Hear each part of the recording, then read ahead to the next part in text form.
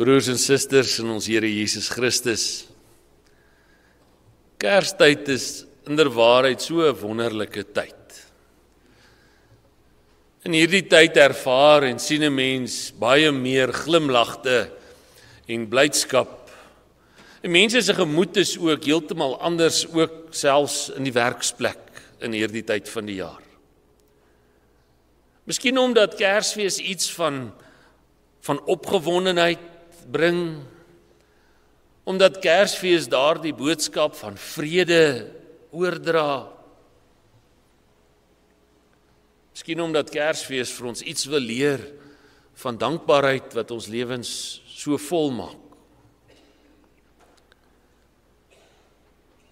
Kerstyd het ook 'n manier dat dit by ons 'n verwagting laat, dat alles net wonderlik en mooi en reg moet wees. In Kerstyd kan niks skeefloop nie, want dit is dan eintlik mos die tyd van Jesus se geboorte wat ons herdenk. God se ingryping in ons wêreld wat ons herdenk. Maar broers en susters, wanneer ons in hierdie wêreld leef, dan sien ons ook dat daar in hierdie tyd ook vreemde dinge gebeur. Dinge wat vir ons soms ook moeilik is om te hanteer. Maar wat ook opvallend is wanneer ons so deur die bladsye van die Bybel blaai, is dat wanneer mense lewenspad met Jesus in kruis, dit ook nie net blydskap en vreugde beteken nie, maar dat 'n mens gekonfronteer word met 'n klomp realiteite van ook die dinge wat God van ons verwag. Dit wat Jesus ons kom leer het en dit wat hy uitgeleef het. Daardie verwagtinge wat ons van Jesus het, lyk soms heeltemal anders as dit wat Jesus van ons verwag. Tydens Jesus se koms aarde toe, sien ons van die begin af dat God dinge op 'n totaal ander manier laat gebeur as wat die mensdom dit verwag of self soek. God kom, God self kom, en hy openbaar homself in 'n mens. Hy kom neem die gestalte van 'n mens aan in Jesus Christus. En sy manier van doen en wat hy leer, is ook nie wat die mense gewoond was nie. Of dit wat hulle gehoop het nou moet plaasvind nie. En van die dinge wat Jesus aan sy disippels gesê het, het hulle so dikwels met 'n gevoel gelaat van, dis darm nou te veel. Dit is nou heeltemal te erg. Dit kan mos nie so gebeur nie. Maar broers en susters, wanneer ons so deur die bladsye van veral die evangelie van Johannes blaai, lees ons in die voorafgaande hoofstukke oor optredes van Jesus. Ons lees dat hy die tempel reinig. Mense wat met goeie bedoelings daar is om net duwe en offerdiere te verkoop, sodat die mense wat hulle sondes kom boet iets het en kan kry om hulle sondes mee te bely. Maar Jesus gooi die tafels om en hy sê dit word nie toegelaat nie. En dan dink 'n mens, maar dis bietjie erg. Hoekom dit? Maar die bedoeling agter daardie mense se verkoop van hierdie diere is om hulle self te verryk. Om God se sondeoffers vir hulle self tot voordeel te benut. En die geld wat hulle maak, nie aan te wend tot die eer en die verkondiging van God se boodskap en die opbou van sy koninkryk nie, maar net vir hulle eie gewin. Blaai ons om, dan lees ons die verhaal van Nikodemus. Nikodemus wat wonder, oor wat moet ek doen om in die koninkryk van God te kan ingaan? En Jesus wat hom antwoord en sê, maar dis baie maklik, jy moet net weer nuut gebore word. En dan Nikodemus wat sê, maar dis mos nie moontlik nie, ek sal 'n groot man. Hoe kan ek weer gebore word? Ek kan mos nie teruggaan in die skoot van my moeder nie. En Jesus wat elke keer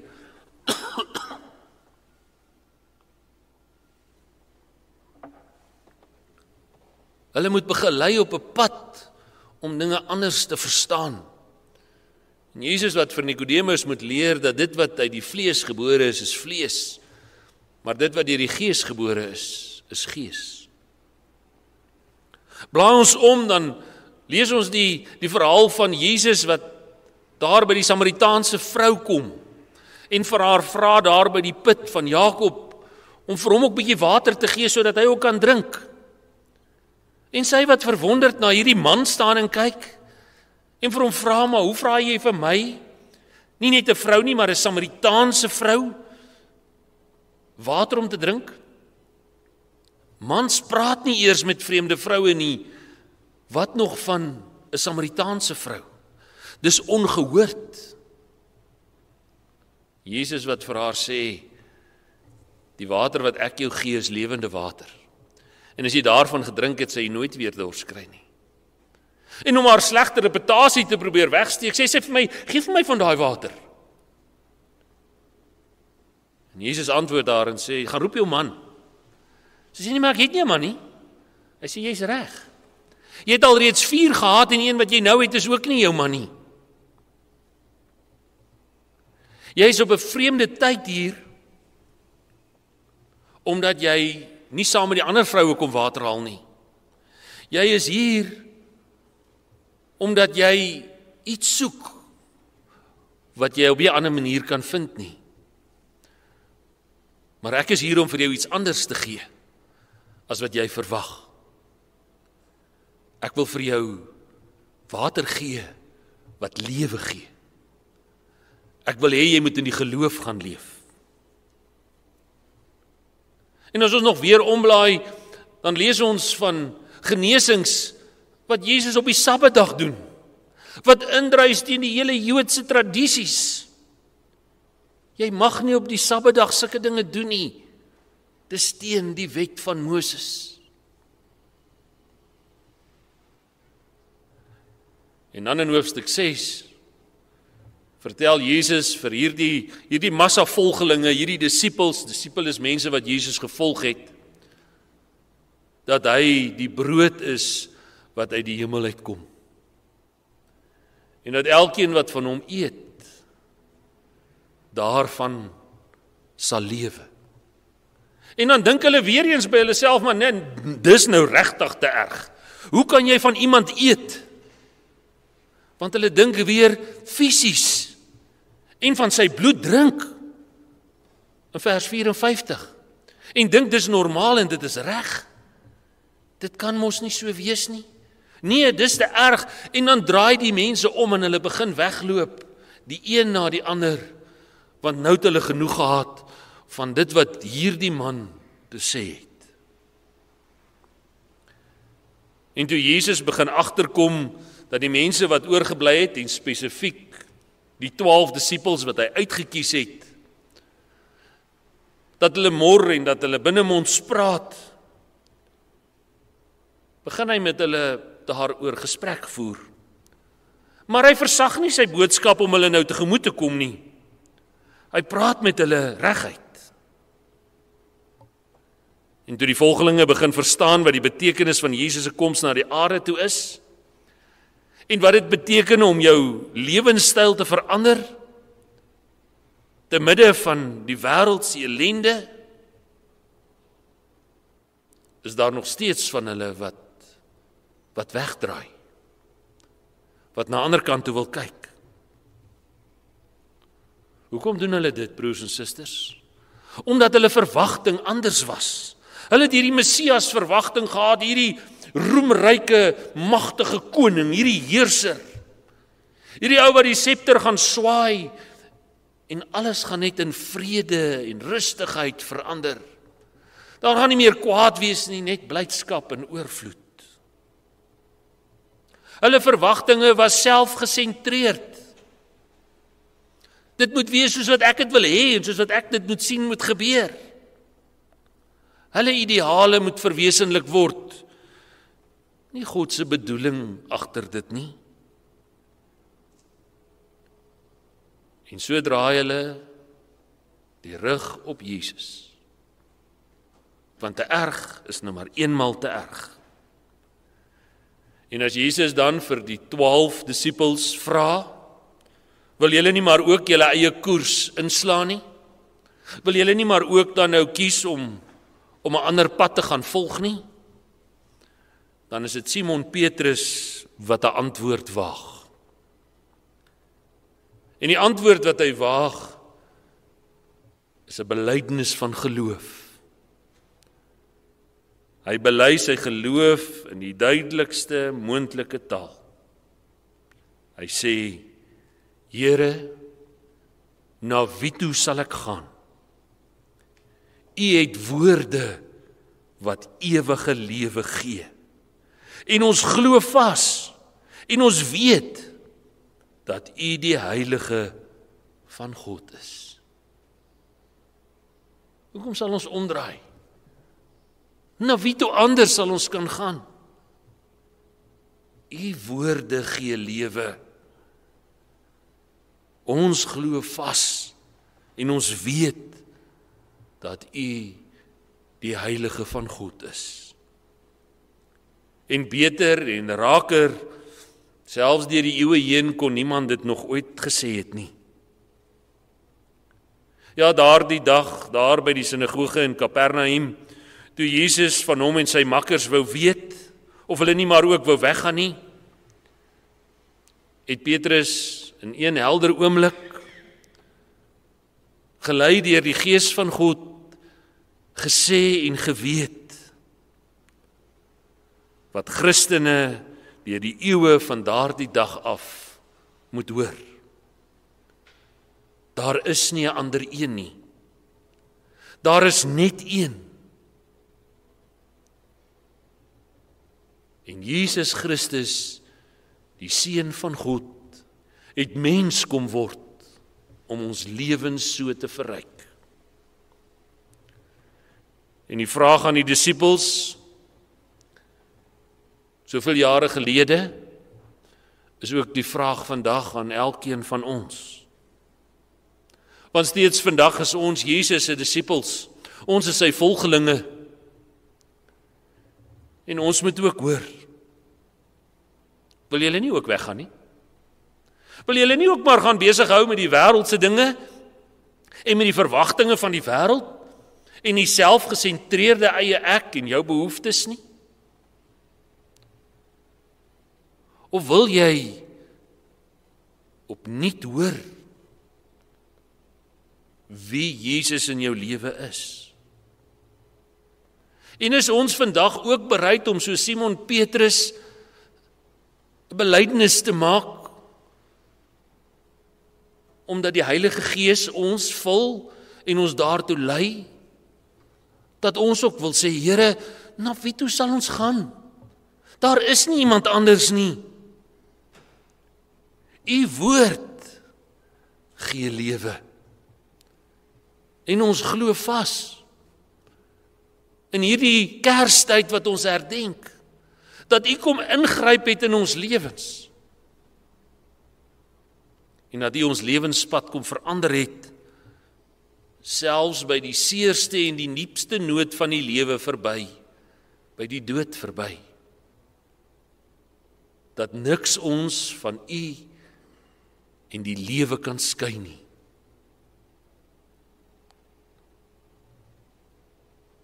Geliefdes, ons moet so versigtig wees, dat ons maklik gelowiges is. Maar wanneer dit kom by die belydenis van ons geloof, die uitleef daarvan, dan dink ons, ag, ek gaan dit nog net een keer doen. Of ek soek bietjie iets lekkers, wat dit beter maak vir my. Of dalk gaan dit nou maar doen, want dit is seker nie so erg nie. As jy daaroor twyfel, of daaroor binne ons wil mompel, of dit wil oordink, of dit reg of verkeerd is, stop eerder daarmee. En dien God, volg hom na. Jesus se woorde, Jesus se eie optredes, en baie belangrik, Jesus se opdragte, dit is wat ons moet gaan gehoorsaam. Raak dit jou? Of leef jy maar net daarby verby? Of wil jy eerder sommer net wegdraai en jou eie rigting inslaan? God se ingryping in ons wêreld en sy planne met ons, ook sy lyding wat hy op hierdie aarde moes lei, en die voorbeeld wat hy geleef het, pas dit in jou wêreld? Pas dit in jou persoonlike lewe in? As dit nie pas nie, wil jy maar eintlik net omdraai. Christen wees is nie 'n gerief nie. Is nie 'n gemaksone waarin jy jouself kan bevind nie. Kersfees kan nie net gaan oor bederf en oor lekker nie. Kersfees en Christen wees gaan oor 'n belydenis wat geleef moet word. 'n Besef van God se ingrype in Jesus Christus ons Here. Gaan oor 'n belydenis soos wat Petrus gemaak het. Here, na wie toe sal ek gaan? U woord gee die ewige lewe. En ons glo vas, en ons weet, dat u koms en u verheerliking opvaar na die hemel, vir ons die lewe kom gee het. Onskuldiglik, om die straf van die mens te dra, het Jesus mens kom word op hierdie aarde. En so het die verhaal van Jesus Christus die wêreld ingekom, hoop gebring, mense tot ander insigte gelei. Maar ongelukkig so baie leef daarby verby. In hierdie Kerstyd, waar ons Christusfees vier, Christus, die een wat gekom het, herdenk as God se ingrype in ons lewens. Kom ons gaan leef God se opdragte in gehoorsaamheid uit. Kom ons vul ons harte met dankbaarheid vir dit wat hy vir ons gee en doen, ver bo wat ons verdien. Kom ons leef in opgewondenheid na daardie dag wanneer ons hom ook in sy volle heerlikheid sal ontmoet en vir ewig by hom sal kan wees, om vir ewig te kan lewe. Kom ons vier Kersfees as 'n Christusfees. Amen. Kom ons bid saam.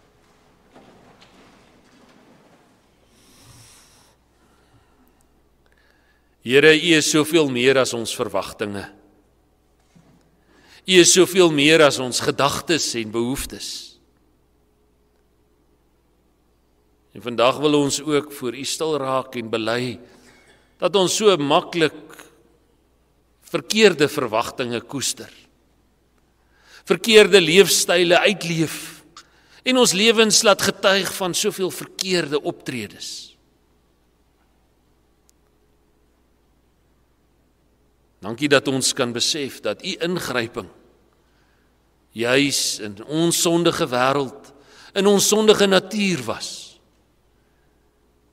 en dat U alle gebrokenheid self kom herstel het. U het nie maar net sommer iemand gestuur nie. U het self gekom om vir ons 'n redder te wees. Dankie Here Jesus,